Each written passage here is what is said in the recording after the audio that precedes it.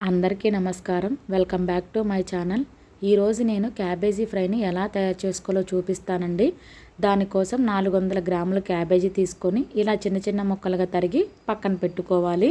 ఫ్రైలో వేయడానికి ఒక పొడిని తయారు చేసుకుందామండి. దానికోసం 4 టేబుల్ స్పూన్ల పుట్నాల పప్పు,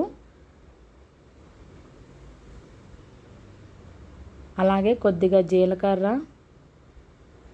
10 వెల్లుల్లి రెబ్బలు వేసుకోవాలి. వేసుకొని దీన్ని మిక్సీ పట్టుకోవాలి.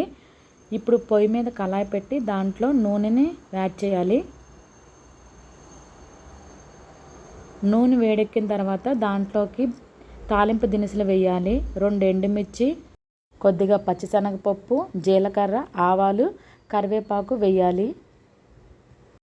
వేసి దీన్ని ఒక్కసారి కలుపుకొని కొద్దిగా వేగనివ్వాలి.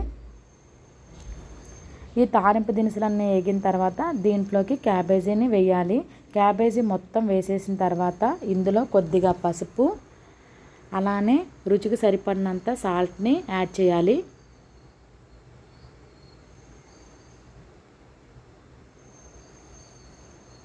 యాడ్ చేసి ఒక్కసారి ఇది మొత్తం కలుపుకోవాలి.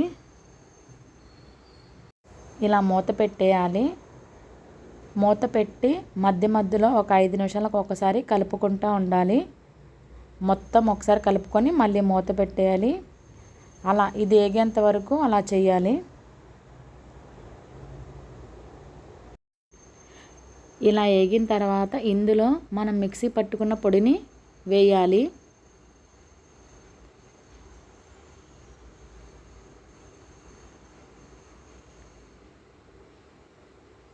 ఇలా వేసి ఒకసారి మొత్తం కలుపుకోవాలి. ఇది అడుగంటకుండా కలుపుకుంటూ ఉండాలి. కొద్దిగా వేగిన తర్వాత ఇందులో రుచికి సరిపడినంత కారం వేసుకోవాలి. కారం వేసి ఒక్కసారి కలుపుకోవాలి. కలుపుకొని కొద్దిగా వేగనివ్వాలి. ఇలా వేగిన తర్వాత ఇక్కడ ఒకసారి మనం రుచి చూసుకోవాలి. సాల్ట్, కారం సరిపోయిందా లేదా అని. ఇక్కడ నాకు కొద్దిగా సాల్ట్ తగ్గింది, అందుకే నేను ఇక్కడ యాడ్ చేశాను. అంతే, tasty cabbage fry ready. Thanks for watching. Bye bye.